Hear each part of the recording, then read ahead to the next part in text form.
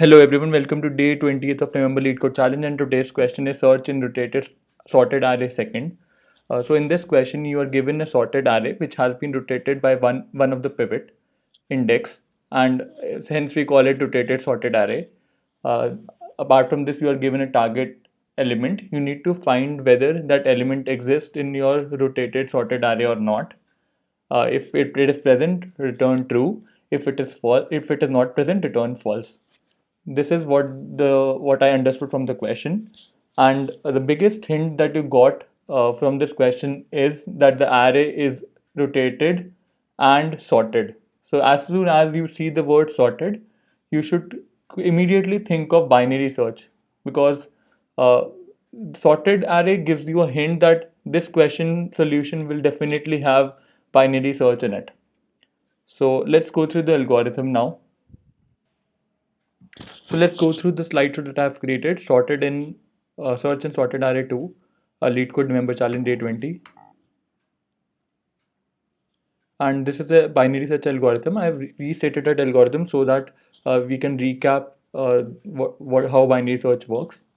So in this example, I have taken a sorted array, and L signifies the lower index, high signifies the high end index, and M signifies the middle index.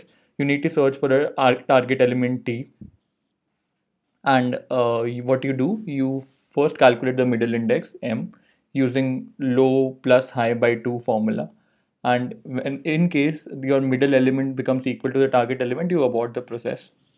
In case your target element is greater than your middle element, uh, this element is greater than your middle element, what you do, you shift towards right, you're too much on the lower left part of it.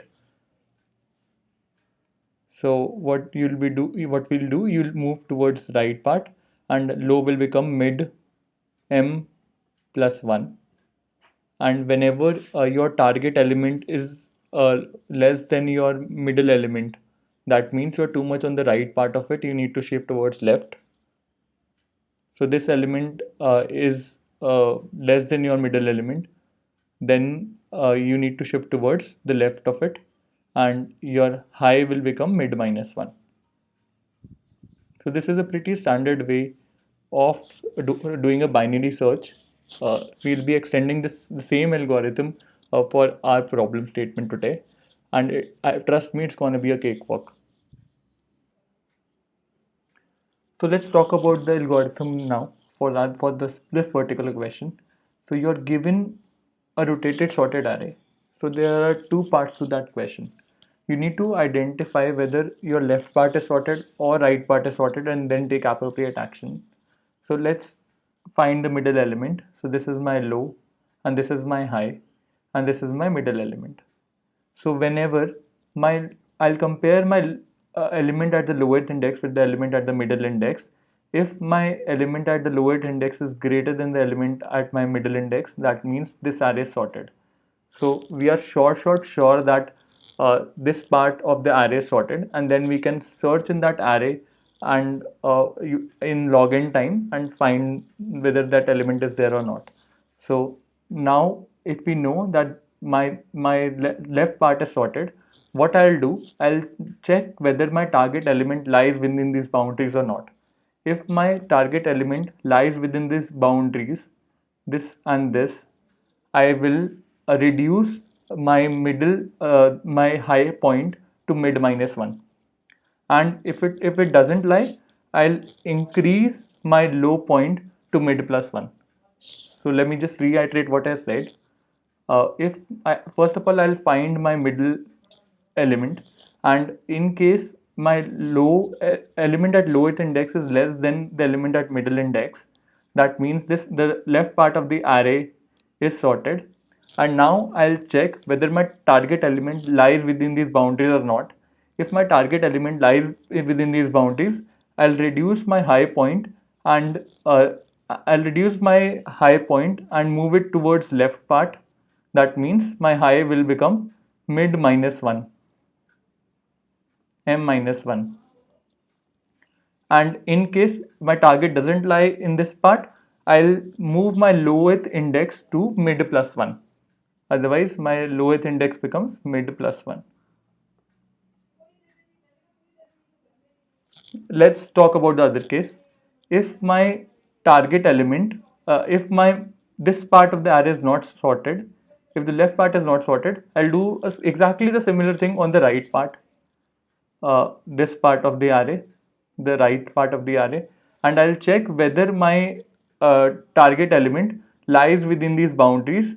If it does lie within this boundary, I'll move my low index to mid plus 1 because I need to continue my search in this part of the array. Mid plus 1, low becomes mid plus 1, and if it doesn't lie within these boundaries, the target element, I'll reduce my high point to mid minus 1. So that's it. There's one particular case that you need to take care of. Whenever my low becomes equal to my mid, you simply start incrementing low to plus 1, the next index, so that we incorporate duplicates as well in the logic. The logic will be more clear when you see the code, when we'll write the algorithm there. So without much ado, I'll write the code for it. The coding, integer low equals to 0 as discussed, high equals to nums dot length minus 1, while low is less than equal to high. The standard way of writing a binary search algorithm, fi finding the middle index, low plus high minus low by 2, so as to reduce overflow conditions. And if my target becomes equals to nums, the middle element, I'll abort this process, return true. Now comes the actual logic. If let me just check whether my left part of the array is sorted or not. How do I do that? If nums of the element at the low index is less than the element at the middle index, that means my left part is sorted.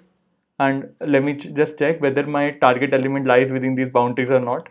If my nums at low index is less, if my nums at low index, if my target is less than nums at low index, or my target is greater than nums at middle index, that means it doesn't lie within these boundaries. I will move my lower index to mid plus 1. That means I need to move towards right. Otherwise, I have found that my target element lies within this range. Target lies within this part, this left part, and I'll move my high to mid minus 1 so that we can continue the search in this left part. So let me just write that we have checked if left is sorted or not, left part is sorted or not, and here we have checked whether the target is out of boundaries or not. Target is out of the left part boundary scope. And similarly, let me just write the other part. If else if nums of low is greater than nums of mid, that means the right part is sorted whereas the left part is unsorted. The right part is sorted, and I'll do the similar thing again.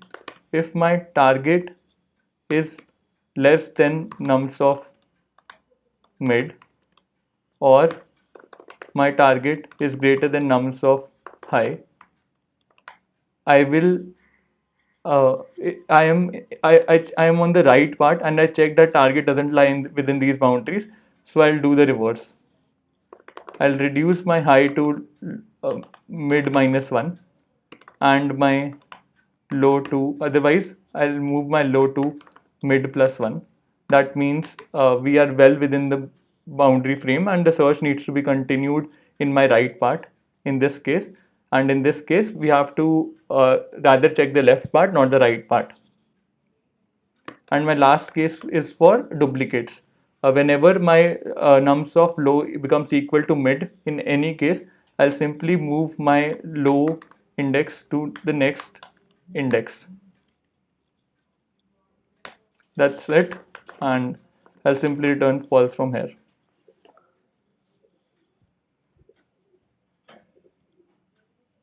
Let me just submit it. Accepted. So let me just walk you through the algorithm so that everything becomes clear with respect to the code that we have discussed. This is a standard way of declaring low and the high point. Standard way of writing the binary search where low is less than high, found identifying the middle index and checking whether my target is equal to the middle index or not. And let's check whether the left part of the array is sorted or not. If my left part of the array is sorted, then I need to check whether my target lies within these boundaries or not. If it doesn't lie, the answer lies in the right part of the array, and hence I moved my low index to mid plus 1. If it does lie within these boundary index, I reduced my high to mid minus 1 so that the search continues in the left part of the array. Similarly, for the right part, this line signifies the right part of the array sorted, and I again checked whether the target lies within this the right part boundaries or not. If it doesn't lie, as in this case, I'll reduce my high to a mid minus 1 so that the search continues in the left part. And if it does lie, target lies within the right part boundaries. I'll move my low to mid plus 1. Otherwise the case is for duplicates. My middle element equals to my low element. That means I simply need to move a step ahead. And now I am done. If in any case this statements get hit, the target becomes equal to the middle element, I abort the process and return true. Otherwise, it simply return false. Now let's talk about the time complexity. Had duplicates not been an area of concern, the time complexity would have been order of log n.